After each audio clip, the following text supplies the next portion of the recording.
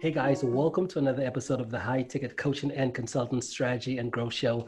Now, if you listen to this interview anywhere else but within our private Facebook community called High Ticket Client Attraction Insider Circle, then definitely come check us out. I think over the past few weeks, we've grown to about 7,100 members or something, but who's counting, right? But yeah, so if you're a coach or consultant and you're not already a member, definitely come check us out. Now, today I want to introduce you to another one of the members of our community, Keisha Frazier. Welcome, Keisha. Thank you. Thank you for having me. I'm super excited to be here. Awesome. You're welcome. So, Keisha, tell the rest of the community, what is it that you do? Sure. I am an intuitive mindset and business coach, and I help women entrepreneurs specifically who are not making the money they want and don't know why to attract and sign more clients. Awesome. Good stuff. Good stuff. So what's your backstory? What did you do before you got started down this path? Yeah, my backstory is long, so I'll give you the brief version of it. But I graduated from Stanford in 2010. I started working at Facebook immediately after that and thought that that was my path, but it just was not lighting me up. And so after 2 years there, I made the leap that nobody understood and started working in health and fitness at a gym because I thought I wanted to be in health and fitness at the time. And that was great. I spent 6 years in that industry. I worked my way up again. But it quickly, I realized that there was still something missing. There was still something that was not fulfilling me about what I was doing. And so once again, in a position where if I had just stayed where I was, everything would have been fine. I took another leap of faith and I knew that I had to start my own business. I knew that I had to be my own boss and create my own dream and live that every single day. So that's what I did. Yeah, awesome, awesome. And that's so powerful as well, too, right? So we all get into these crossroads of life where we're like, do we continue doing what we've always done, or do we take the path where when family members and friends hear what we try to do, like, are you crazy? Like, why would you do that? Like, what's going on here, right? Absolutely. And that's the hardest part is people will often, if you're going against the grain, people will call you crazy. People will not understand. And you have to be so committed to what you're doing and your purpose and your passion that you can kind of put blinders onto that. Yeah, awesome.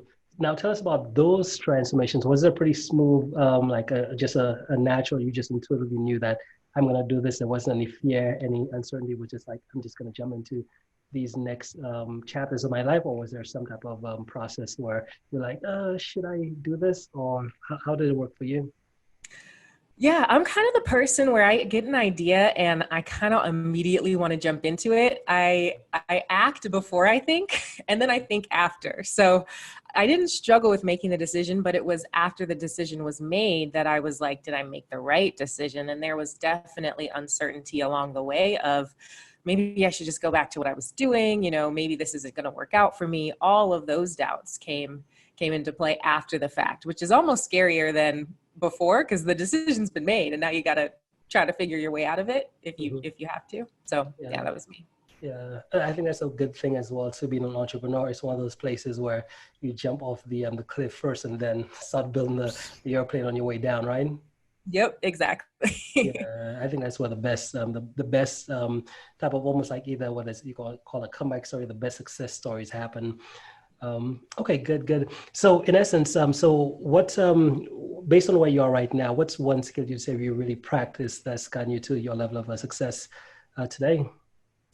Oh, the biggest skill has got to be hands down learning to detach from the outcome, learning to surrender. For me and for a lot of people who are listening who I'm sure might consider themselves to be overachievers, I think a lot of you have to be kind of an overachiever to want to start your own thing, right? Right. So for the people who think like that, we feel like the harder we work and the more we do, the better results that we're going to get. And that's true to an extent.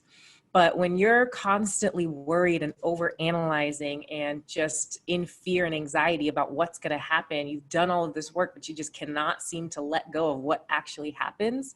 It fights against what you want. It actually hinders your success. So for me, it's been learning to just take my hands off the reins every so often and give myself that space and trust that what I've done is enough. Yeah. And that's such a beautiful thing in life to just come to the realization of, because life is one of those places where you put in a concerted amount of effort and energy and you move in a certain direction. But at some point, I think one of my team members, he calls it like an act of God, which is we have this idea, we have this vision of where we want to go to, but at the end of the day, all we could do is just show up and just give our best. And sometimes it looks like the pieces aren't really adding up, or they're not gonna connect up to getting us to where we want.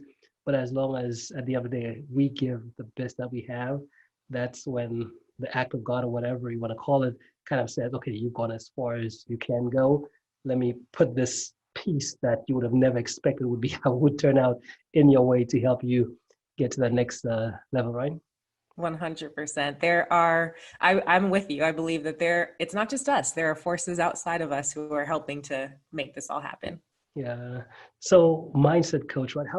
Why did you decide on mindset coaching? So mindset coaching for me started when I was I started as a holistic health coach and transitioned into mindset and business coaching. But the whole time I was health coaching, I was helping people with mindset because that's really what it's about. And the same thing is true in business. It's not so much the strategy, I think, and the strategy is not going to work as well for you if you have not dealt with your mindset first. And I just became really passionate about uncovering what it actually means to work on your mindset. And for a lot of people, that means being able to influence and understand your subconscious mind and those things that are underneath the surface that are actually holding you back, thoughts, beliefs, etc. So it started with the health coaching clients and then just became my main bread and butter because I loved it so much and it made such a difference for me. Yeah, and mindset is just such a fascinating thing because it's almost like the tree, right? So if you think about a tree, you see all the beautiful roots, the beautiful, what do you call it, the trunk, Yeah. the leaves, all these different things, but you have no idea the rooting system that's underneath this thing that's keeping this thing stable and all these different things. And Yes. it's so fascinating with entrepreneurship. When we get into it, we feel like it's just the techniques or tactics, but we have no idea this underlying thing that's in it that's really affecting all the results we get, right? It's actually really funny. I have this conversation a lot, but entrepreneurship is a personal growth journey. Let me know if you agree. But I think nobody gets told that. I didn't go into it knowing that, but you have to work on yourself. And the more you work on yourself, especially if you're a coach, the more you work on yourself, the more impact you'll have, the more money you'll make, all of that stuff. So yeah. Yeah, yeah, and that's really is. I think Peter Drucker when he said like we moved more from like the industrial age, much like to us they call like a knowledge society, which is now the way we're creating success, wealth, all these different things is through knowledge. So it's not based on the hard work and all these different things.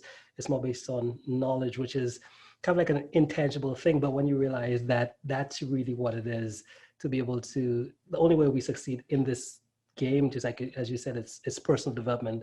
We got to learn more and be able to take information, ideas, and almost like internalize it to help us get to that next level, which, as you realize, is just all us and whatever beliefs, whatever is holding us back. That's the only place where the results really show, right?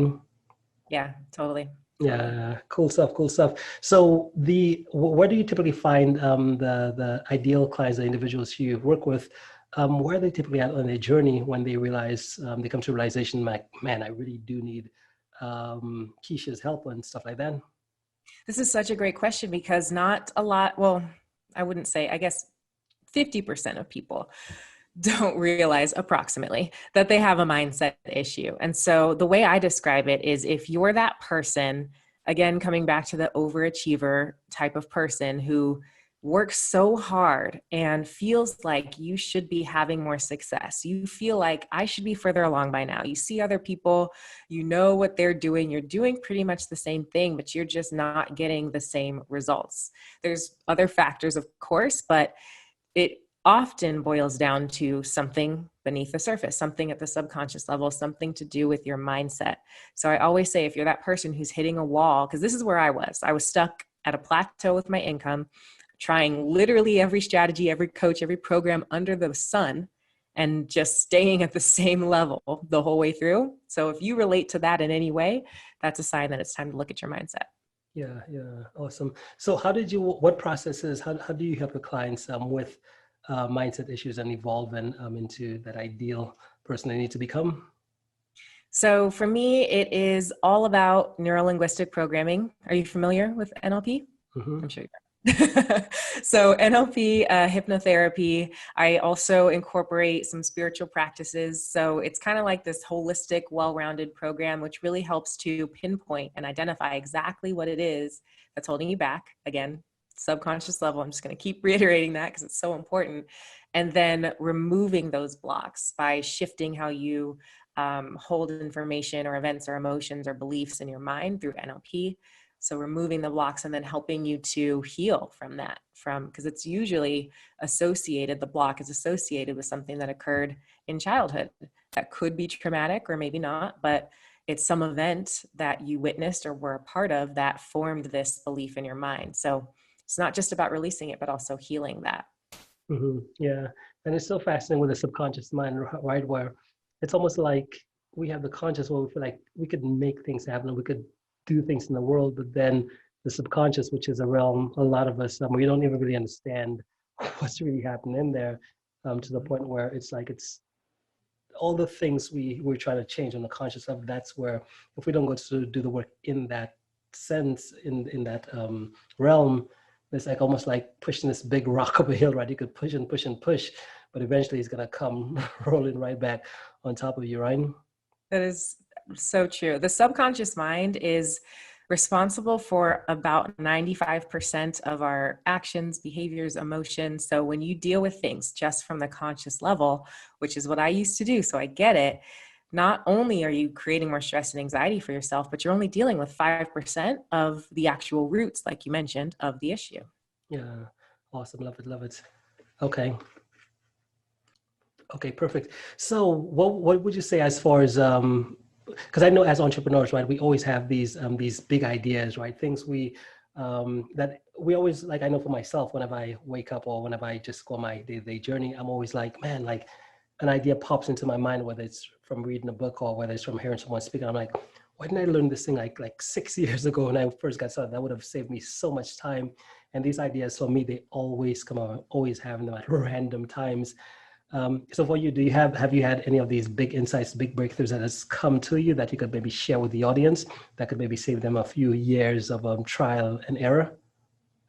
Oh my gosh. Yeah. I mean, I think it's everything that we've talked about. It's really understanding how important it is to work with your subconscious mind and to stop living so much in the conscious realm. Because again, I was that person and I just thought, okay, if I research more, if I analyze this more, if I learn more, if I use my conscious mind more, I'll think my way out of this problem. And that led to chronic anxiety of always just being and living up here. So understanding to work with your subconscious. And then I would add on to that meditation. I am such a proponent of meditation. And I always say there's a reason why when you look up the morning routines of the most successful people in the world, meditation is on most of those lists. And it just allows you to slow down your thoughts, to get out of your head and to drop into your body, have more access to your subconscious mind, and be able to make decisions from this place that's not stressed out and frantic, but instead is heart-centered and focused on the impact that you want to have. Mm-hmm. So when it comes to meditation, what are there different, because I know there's different types. Is there a specific type of meditation you use or you recommend to your clients? There are different types, and I would say do research to figure out which type is best because different types of meditation resonate with different types of people. But what I would recommend is mindfulness meditation. And so this is where you're focused on something in your present moment. So your breath, it could be doing a body scan as you meditate, it could be listening to the sound of the faucet or whatever is around you in your environment. So just focusing on something because the mind does tend to want to think. That's what minds are made to do. So we need to focus it on something that's not going to require too much of our attention, that allows our thoughts to kind of slow down and calm down. And what you're looking for is that space between your thoughts. So when you've sat in meditation, calmed yourself down enough, eventually there becomes a point where you're just being. There's no thought happening. And you kind of just want to marinate in that for a moment. And then you can start to even bring in questions and start to say, okay, this big decision that I have to make, which way do I need to go? And get your answers that way. Yeah, cool stuff, cool stuff. What about So I guess on your own journey, because you said you do NLP, hypnosis, all of these different elements and stuff like that. How did this? When did you come to realization that number one, you needed that stuff to kind of help you get to the next level, and then the second thing is saying, now I'm going to share it. So when did you realize that you really could benefit from it? Yeah, it started actually on accident. I kind of was aware of NLP because I was coaching around mindset. And for me, in the very beginning, it was affirmations and helping people pay attention to their thoughts and all of that. And I heard about NLP knowing that there's a deeper level to mindset. And I had always been curious about it. But it really didn't start until I stumbled on a sleep meditation, which actually could be considered a sleep hypnosis. I was about to launch one of my programs, and I really did not want to be in the lack mentality that I often found myself in when launching. I Mm-hmm. was over it. So I was looking for solutions, and I found this meditation. I put it on before bed, fell asleep to it on accident. And then the next day I woke up, and I won't say all my problems were solved, but I felt better for sure. I felt a difference. And so I kept listening to it for the whole period of my launch. And I felt my mindset was night and day over my previous launch.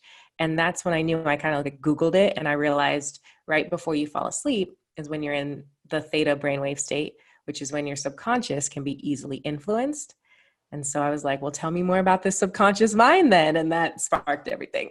Yeah, good stuff, good stuff. Yeah, I've definitely played around with the sleep meditations as well too. And my issue with them has always been like when I put them on, I'm like, okay, I'm gonna think, and then I just fall asleep, and I wake up the Right. next morning like, did anything happen? Did anything really happen? Like, what? That's always the thing that comes up for me. But I realized that I think the way I've learned to use them now is just setting an intention and come from the frame of, was I gonna fall asleep? I'm not gonna know anything. I'm not gonna consciously remember any of it, but Right. there's something happening on a subconscious level. And as Exactly. you and I know, that's the core of where all the change really happens, right? Yep, absolutely. Yeah, good stuff, good stuff. So what about book? Have you written any books? Have I written any books? Not yet, but Mhm. I plan to in the future, Yeah. but not. Okay, what type of books are you gonna write? Are you gonna get into writing books about fruits and stuff? Like what's what's your book gonna Maybe be about? in my health coaching days, maybe, but now I would definitely imagine telling my story. I think that I felt a lot of resistance as someone who, went to a school where I should have been set up on the path that I was on. And all of my peers are doctors, lawyers, et cetera, et cetera. And here I go taking a completely different step that nobody was talking about, who at least I went to school with, and trusting that path and following that path and creating this kind of alternative career that I had never learned about when I was in college, but making it work for me. So I'm really passionate about that journey, and I would like to share that with other people who may feel the same way. Yeah, good stuff. So how did you deal with individuals in your own life? Did you have any individuals in your own life who they just weren't supportive, or did you like have some fear? Because I know that's a big one with most individuals, especially when it comes to this type of world we live in, which is there's a lot of virtual stuff, which is if you want to progress to any of that type of stuff, you have to like almost like say, hey, these are my ideas, this is what I believe, and getting on video, getting on camera, writing blog posts, doing whatever, but sharing this out with the world, knowing that there's most likely someone who's gonna judge you or whatever. Did you experience it at all when it came time to putting yourself out there? I think in the beginning, people were pretty supportive. They see you doing your thing, they're going to support you. There are, of course, trolls. There are, of course, people who have different opinions or just don't like what you're saying or disagree and feel the need to voice that and make their opinion known. And if anyone is worried about that, I've never really worried too much about it because at the end of the day, I pay my bills, I live in my apartment. All of these things I'm responsible for, not this other person. But if anybody is worried about that, I think the biggest thing I would say is just to remember why you're doing what you're doing. Always coming back to your why, always coming back to your purpose, always looking at the people you have helped and you have served and how you have changed their lives. And remembering that that one person who speaks up, that one person who opposes you is nothing compared to however many people that you've helped so far or plan to help. Yeah, yeah, that's so important to realize, and that's also something because I think in life, right? like we have all of these different ways we make decisions. So we make decisions based on, well, I'm here, I'm going to be on stage, and then I'm going to speak to these 100 people, and then we start like getting to a point of like we lose track, we forget that no, it's not about the people there, it's about what's that impact you want to make. So I think, and that's something I know I do for myself, which is always having these hierarchies of ways to make decisions, right? Which is saying, well, if you want to, there's this person could be saying this about you, or this person could do this, but what's the reason why I see so? What's the reason why you do it? And whenever you get in these situations, instead of leading from this person, leading more from, let me go spend some time with my why and really get engaged in that why. Because once you do that, all of a sudden, this one thing, it could be something, but it's not as important as, hey, here's the difference you want to make, right? Exactly. Every single day, you should be reviewing your mission, your why in the morning, first thing, every day. Mm-hmm. Yeah, good stuff, good stuff. So what does a typical, what does working with you look like? How does that look when someone does say, hey, let me work with Keisha, let me see how she can help me get up to that next level? Yeah, typically, I mean, it starts with that initial call. We make sure that I can help you, that we're a good fit to work together. And then from there, we go into my one-on-one coaching program. And that is a systematic process of identifying the subconscious mindset blocks that are standing in your way, that are the obstacles to your success, removing them through NLP, helping you integrate after. So the healing and the releasing actually from what you've been holding in your body through breath work. And then we also pair that with the strategy element. So it's really for entrepreneurs who are getting a little bit of traction, but kind of stuck and need ways to generate consistent leads and keep their pipeline full and start to bring their income to where they want it to be. Mm-hmm. Yeah, good stuff, good stuff. What about engagement? How long do you work with clients? Is there a typical time frame as far It's as when? typically 3 months for the Mm-hmm. one-on-one coaching. And then I offer single sessions as well. Mm-hmm. Okay, good stuff. So the question now becomes, if you had to guide like principles, right? So I love saying, what are the core principles you live your life by? Because as the saying goes, people don't have business challenges, they have personal problems and it reflects in the business and stuff like that. So what are your core principles that you live your life by, that you also help your clients live their life by, that as well, that really helps them get to where they want to get to? I love this question. One is definitely fill your own cup first, because I work with a lot of people who struggle to put themselves first and they feel selfish putting themselves first. And it's that whole conversation of you have to put your airplane mask on before you help others, and especially I come back to coaching, especially because you can only take someone as far as you've gone, and you can only help someone as much as you've been helped. And the more full that you are, the more you can be of service to someone else. So that's something that I spend a lot of time on. The next one would just be harmony and kind of alignment, I guess would be a better word, but checking every single thing to make sure that it feels good to you. Again, not just making the decision from up here, even though it might logically make sense. How does it feel when you close your eyes and like try it on for size? How does it actually feel to you? And does it feel right? Does it feel like the decision that needs to be made? And then you move forward. Mm-hmm. Those are my top two. Okay, got you. Cool. Now, if someone said, hey, this was an awesome interview, I love what Keisha shared with me here today, and I wanted to take the next step just to kind of figure out what she's about and what else she's got going on. How does someone get in contact with you? If you did like what I said, then I am offering actually a free client attraction session. So it's a 30-minute session where we uncover what's exactly holding you back. We kind of pinpoint it, figure out 2 to 3 next steps to getting that out of your way, and as well as building your lead pipeline out, what that's going to look like. And the link for that is www.keishafrazier.com/client attraction. Awesome. Love it. Love it. What about website? Do you have any websites or Facebook groups or anything like that?